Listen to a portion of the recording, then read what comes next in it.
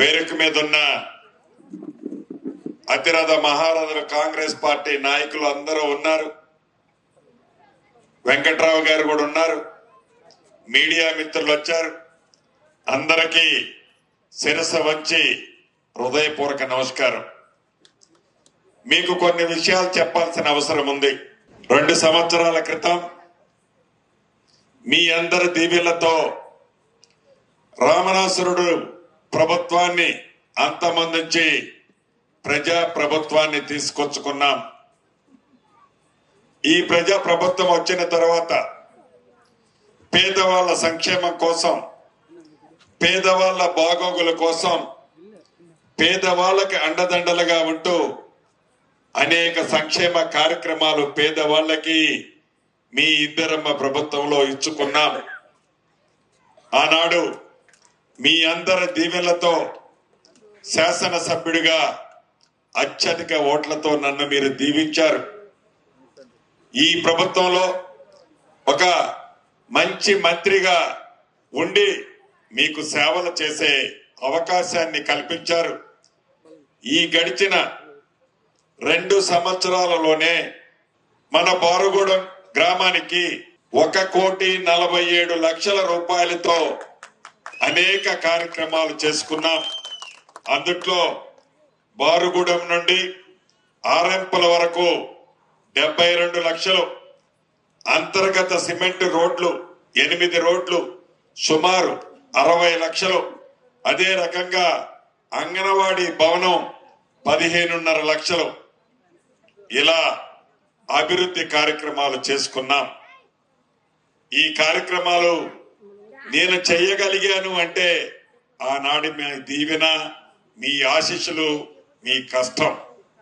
ఈ 2 సంవత్సరాలలో మన ప్రభుత్వం వచ్చిన తర్వాత పేదవాడికి ఎక్కడా నొప్పి కలగొద్దని సంక్షేమ కార్యక్రమాల్లో భాగంగా ప్రతి పేదింటి ఆడబిడ్డ ఇంటికి 200 యూనిట్లు ఉచిత కరెంటు మీరెన్నుకున్న ప్రభుత్వం ఇచ్చింది.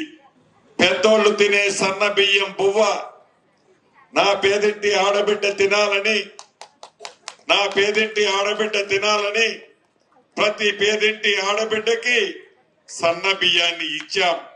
నా ఆడబిడ్డ ఆర్టీసీ బస్సులో ఎంత దూరం ప్రయాణం చేసినా, అమ్మింటికి వెళ్ళినా, అమ్మోరు గుడికి వెళ్ళినా ₹1 ఛార్జీ లేకుండా ఆర్టీసీ బస్సులో బస్సు సౌకర్యాన్ని కల్పించాం.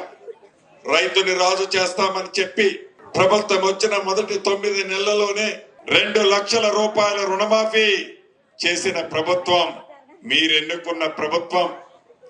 ఆనాటి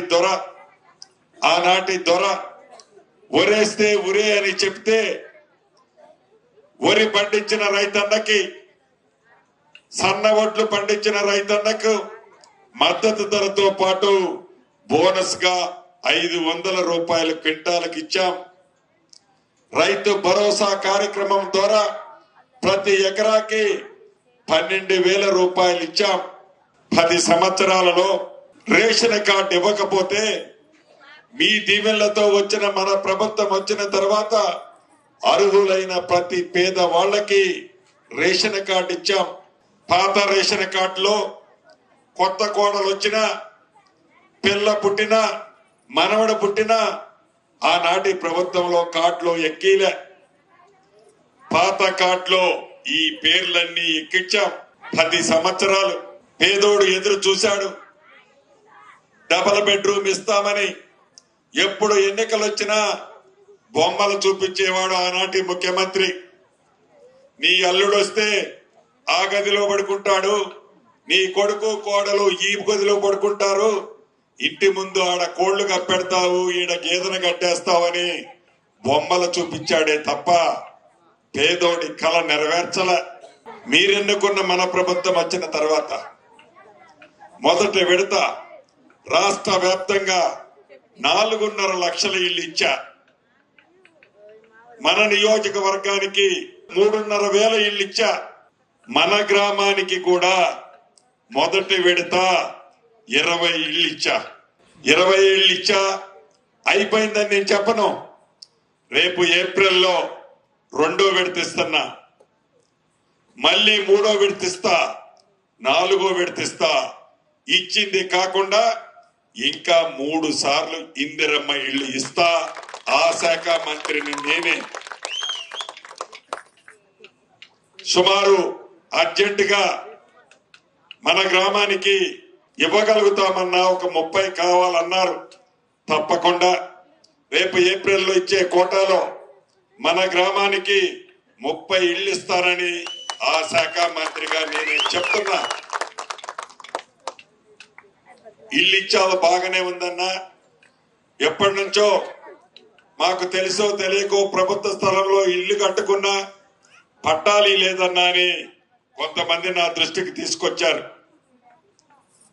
ఆ పట్టాలు ఇచ్చే మంత్రిని కూడా నేనే, రెవెన్యూ శాఖ మంత్రిని. తప్పకుండా అటువంటి నిరుపేదలకి పట్టాలు కూడా ఈ ఎన్నికల కోడ్ అయిపోవడంతోనే పట్టాలు ఇప్పించే బాధ్యత నాదే. వీళ్ళు కాకుండా ఇంకా నిరుపేదలకి ఇల్లు లేదు, ఇళ్ల స్థలం లేని కొంతమంది ఉన్నారు. ప్రభుత్వ స్థలం ఎక్కడైతే నివాసానికి యోగ్యమైన స్థలం ఉందో అక్కడ ఇళ్ల స్థలాలు కూడా ఇచ్చే బాధ్యత ఆ శాఖ మంత్రిగా నాదే. ఇచ్చి తీరతాను. ఏవైతే అంతర్గత సిమెంట్ రోడ్లు ఇచ్చానో ఇంకా కొన్ని రోడ్లు ఇవ్వాలి, కొన్ని చాలా డ్రైన్లు కట్టాలి. వీటన్నిటినీ నేనే పూర్తి చేసే బాధ్యత నాదేనని, వీలైనంత తొందరలో వాటిని కూడా పూర్తి చేస్తానని నా గ్రామస్తులకంతా ఈ వేదిక ద్వారా తెలియజేస్తున్నా. ఇక చాలా మంది చాలా మాట్లాడుతుంటారు. నాకు సీనన్న దగ్గర నన్ను గెలిపేయండి, తర్వాత నేను మళ్ళీ సీనన్నతోనే జాయిన్ అవుతా. ఇలా సొల్లు పురాణం చాలా మంది చెప్తుంటారు. అది నడవదు, అది నడవదు. నాకు చేత కాకపోతే కదా, నేను పెట్టిన అభ్యర్థి గెలవకపోతే కదా నిన్ను రానిచ్చేది. కాబట్టి ఎమ్మెల్యే మీ వాడు, మంత్రి మీ వాడే, ఎంపీ మీ వాడే, ముఖ్యమంత్రి మీ వాడే. ఏ పని చేయాలన్నా, ఏ పని సాధించుకోవాలన్నా, డైరెక్ట్ గా నీ మంత్రితో మాట్లాడాలన్నా నా చెల్లి అరుణను గెలిపించాలి. అరుణను గెలిపిస్తే డైరెక్ట్ గా అన్నా నాకు ఇది కావాలి, నా గ్రామంలో ప్రజలకి ఇబ్బంది ఉందన్నా కావాలి, నా డివిజన్ లో ఈ సమస్య ఉందన్నా కావాలి అనే చనువు నా చెల్లికి ఉంటుంది. కత్తి ఒకడికి ఇచ్చి యుద్ధం ఒకడిని చేయమంటే ఎలా యుద్ధం చేస్తామో నాకు పూర్తి నమ్మకము విశ్వాసము ఉంది. ఆనాడు అసెంబ్లీలో కూడా అత్యధిక ఓట్లు నాకు ఈ బారుగూడెం నుంచి వచ్చాయి. ఇప్పుడు కూడా ఇంత కూడా సంకోచం లేదు. ఎవరన్నా సొల్లు పురాణం చెప్తే అది సొల్లు పురాణమే. ఇది అధికార ప్రభుత్వం. ఈ అధికార ప్రభుత్వ పక్షాన చెల్లెమ్మ అరుణ నిలబడ్డది. మీ దీవెనలు, మీ పెద్ద మనసుతో ఆశీర్వాదం అరుణమ్మకిచ్చి అత్యధిక ఓట్ల మెజార్టీతో గెలిపించాలని మనస్ఫూర్తిగా మీ అందరినీ కోరుతూ చెప్తూ, ఎవరైతే లాస్ట్ రోజు నాడు ఈ పార్టీని వీడి ఇంకొక పార్టీ ద్వారా పోటీ చేయటం, నేను తప్ప ఒప్ప గురించి మాట్లాడను. ఒకసారి గేటు దాటిన వ్యక్తి మళ్ళీ తిరిగి గేట్లోకి వచ్చేది ఉండదు. మళ్ళీ తిరిగి గేట్లోకి వచ్చేది ఉండదు. చాలా అంత స్పష్టంగా నా బారుగూడెం కుటుంబ సభ్యులకి చెప్తున్నా. కాబట్టి తెలుగుదేశం తమ్ముళ్ళు కూడా పూర్తి మద్దతు ఇచ్చారు. వారికి కూడా కృతజ్ఞతలు చెప్తూ, కొంతమందికి పెన్షన్లు కూడా రావాల్సింది. ఏప్రిల్ నెలలో కొత్త పెన్షన్లు ఇచ్చే కార్యక్రమానికి కూడా శ్రీకారం చుడతామని ఈ వేదిక ద్వారా చెప్తూ, గొంతు పెద్దగా సహకరించడం లేదు.